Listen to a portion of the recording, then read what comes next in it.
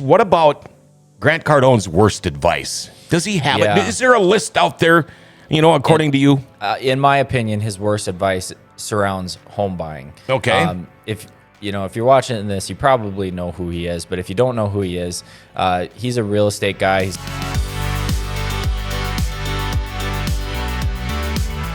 The only realty expert, John Brodeen. Hey, how you doing, man?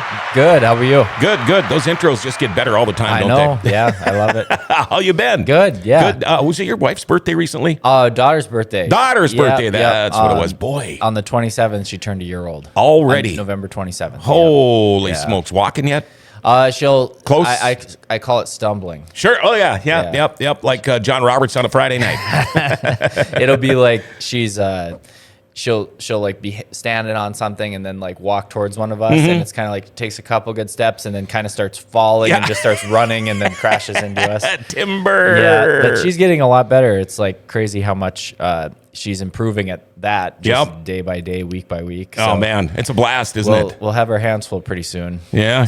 Oh, you got another one coming? No. I mean when she's fully mobile and able to run all over the place. Oh yeah, start locking everything up. Yep. Yeah. Did you have a good Thanksgiving? I don't think we've talked since, have we? No, we haven't. Okay. I think I was on like that week. No, sure, the day before. Yeah, it was awesome. Okay. Yeah, really good. And you got to eat as much as you wanted to. Oh yeah. Okay, good. I'm not as strict as you think I am.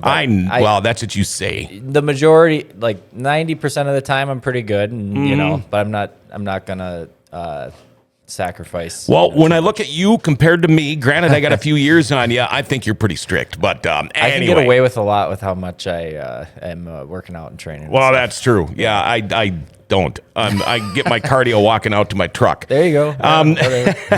Walking through the mall. Yeah. Well, I do try to do laps when I can, when my knees allow it. Like I've been wearing a brace now again for a couple of days, and arthritis. This weather. You don't complain about weather like this, but the moisture and the dampness that we've had, like with all that hoarfrost yesterday and everything, you get achy, pretty achy. You feel that in both knees? All the time, yep. Every single step. Really? Doesn't matter, wow. You have talked about Grant Cardone numerous times, and he's got a ton of advice. A lot of it's good, some of it's not so good. Yeah. I know we've talked about his good advice. What about Grant Cardone's worst advice? Does he have it? Is there a list out there, according to you?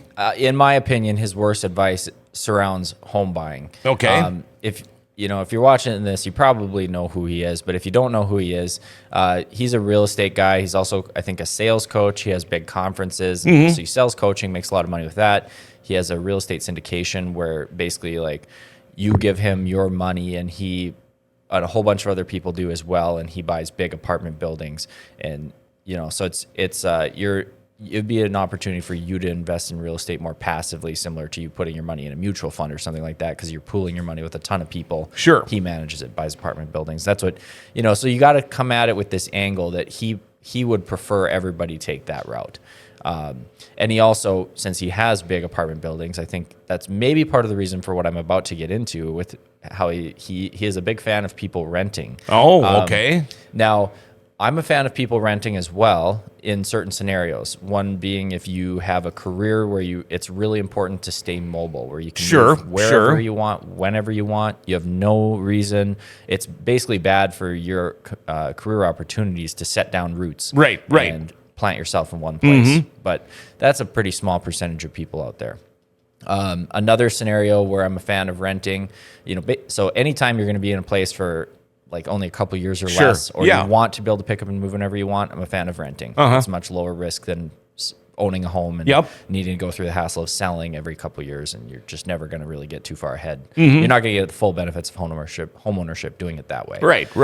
The other time I'm a fan of renting is if you live in such an expensive area. A lot of these really expensive cities have really crappy price to rent ratios. Oh yeah.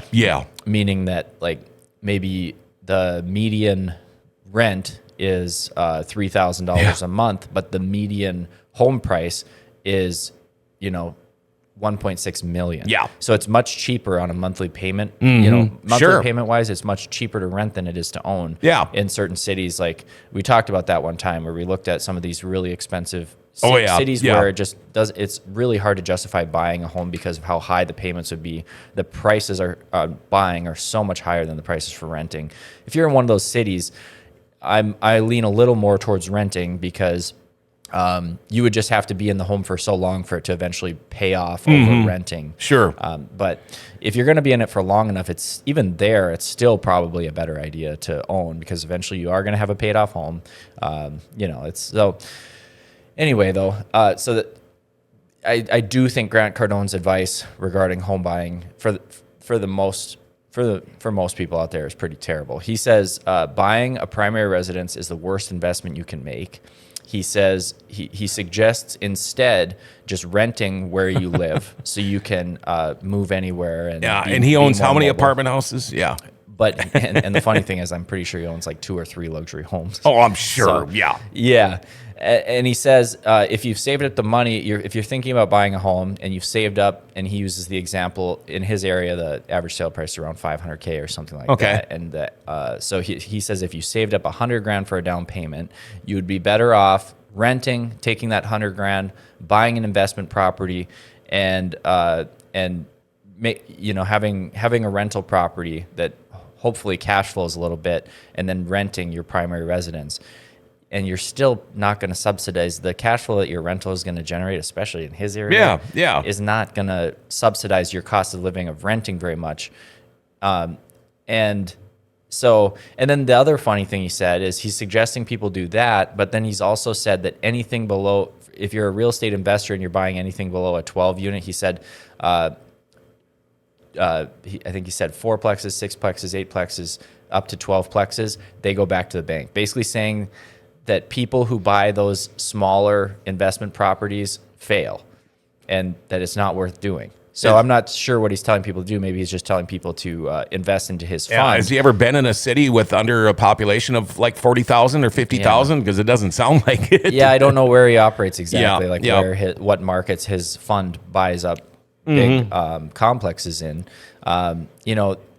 I don't know if you're destined to fail if you buy an investment property under 12 units. I know plenty of people very successful that have less than 12 unit places. I mean, it's less scalable, but I think maybe he's trying to steer people into just giving money to his fund so you can buy 100 unit max. Well, of course he is, And being a small part owner, having no control and letting him do all the work and make a huge chunk of money for you giving, I'm not saying that's a bad idea. Some people, that's probably the investment strategy that's better, especially people who are who have less time and are less knowledgeable in real estate. But there's people who have time to spend in working on real estate investing, and there's people who have knowledge, and they should put that to use. And you can, if you want to really get into it, I mean, that's going to be a great option as well. So let's first cover why this advice is so bad.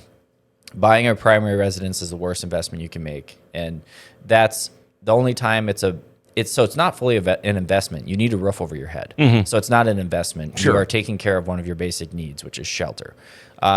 So calling it an investment, it's part consumption, part need. And it has an investment aspect to it.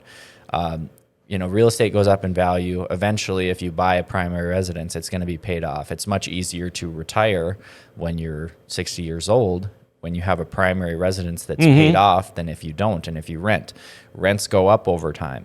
When you buy a primary residence with a fixed rate mortgage, the only thing that can change is taxes and insurance. Your principal and interest is locked in, and you can pay the same payment for the entire 30 years, 20 years, 15 years, whatever your loan term is. You're going to have the same principal and interest payment. So in the short term, renting might save you a couple $100 a month. But 5 years, 10 years down the road, when rents have gone up by 2% every year, it's not uncommon for in 5 years, if your rent would be higher than what your mortgage payment would have been if you bought 5 years And what do ago. you have to show for it? Nothing. Absolutely. Nothing. I mean, there are benefits. You're more mobile, like we talked about. If you're financially irresponsible, or you just really want very little hassle with anything, renting has its advantages because you don't have to have money saved up to replace your furnace when it goes out. You don't need to have money saved up to fix a plumbing issue when it goes out, put a new roof on, whatever, But real estate owning your primary residence over the long term blows renting out of the water as far as what's a better investment, what's better for your net worth over time. That's just the way it is. He also he suggests using a down payment to buy the down payment that you've saved up to buy a rental property rather than using the down payment to buy a primary residence. That's not the worst idea, but then I wish the advice he would have given would be for somebody to buy a multi-unit, like buy a side-by-side duplex and live in half of it and rent the other half out. That's really how you'd kill two birds with one stone. Sure. Because then you'd still be, the whole thing is appreciating. Your property that you're renting, if you rent one property that you live in and you own another property that somebody's paying you rent, the rental property that you live in that you don't own, you're not gaining anything from it going up in value. If you were to buy a 2-unit side-by-side duplex, the whole thing's going up in value, and you're really only paying for half of it. Right. So that would be a better strategy in my mind compared to what he suggested. And then the other terrible advice that he gave was, if you are going to buy a primary residence, buy it with an LLC and rent it to yourself. Now, I don't know if this is just like him trying to use complicated things to make people think he's smart and pander to stupid people who are like, oh, he knows something I don't know. He's using words I don't know. Yeah. I can't, as a real estate agent, I can't think of a single advantage to this. You've got massive advantages around buying a primary residence in your own name, not in a company name, because then it's a rental property. You can use a much lower down payment. You can fix the term. Like usually when you use a commercial loan, it's amortized over 20 years, but the rate's only fixed for 5, right? So you can get a 30-year fixed rate mortgage at a much lower interest rate as a primary residence home buyer than buying a house with a company that you're going to rent to yourself anyway. Yeah. Lower down payment, lower interest rate, fixing the rate for longer. You're also, when you have a primary residence, and if you sell it after you've lived in it for 2 years, if you've lived in it for last two out of the last 5 years and you sell it, you're not subject to capital gains tax on it. Now, if you own it in a company and you are renting it to yourself, so it looks all screwy on your taxes, it's not going to look like it's not really a primary residence, because I don't know how that exactly would work with taxes, but I'm assuming you wouldn't be able to avoid the capital gains tax if you sold it at a profit. And then he's also saying there's other tax benefits to owning it in an LLC and renting it to yourself. You can't. So that would be basically, I think what he's advocating for, it sounds like he's kind of advocating for writing off personal expenses as business expenses. Okay, yeah. Which is not allowed when you're doing your taxes. And I did look up a video on this. I made a reel a while back on this exact topic, so you can reference that reel. There's a YouTube video I referenced that a CPA did a video about this. And basically the CPA was saying, no, you cannot write off personal expenses. You can't try to disguise personal expenses as business expenses. So I don't know where he's coming from on any of this. It just doesn't make any sense to me as a real estate people agent. that think Grant Cardone is a genius, it's just his personal advice. It's his personal opinion. Everything's different. Where we're at here could be completely different than where he's at, or, what part of the country.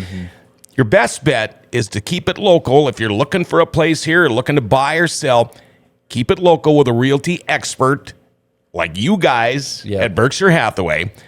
Don't worry about what Grant Cardone's saying. Yeah. Okay. Even though I disagree with Dave Ramsey on a few things, and we've made videos about that before, Dave Ramsey's advice, I use a lot of Dave Ramsey's advice. I think Dave Ramsey's advice is much more practical. Sure. And Dave Ramsey's probably got more money in the bank than Grant Cardone. Oh, I would imagine.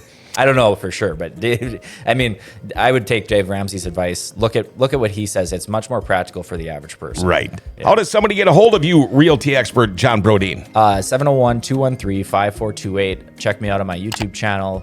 Check me out on Instagram, TikTok, pretty much anywhere. Posting videos like 4 times a week about our housing market, tips for buyers and sellers, etc. So. All right. We will see you in a couple of days. Yep. All right. Have yourself a good remainder of the week, my friend. You too, John. All right. There you go. That's your Wednesday edition, your Berkshire Hathaway bi-weekly podcast. Realty expert John Brodeen in the studio. He'll be back again Friday morning at 10. Until then, have yourself a great day.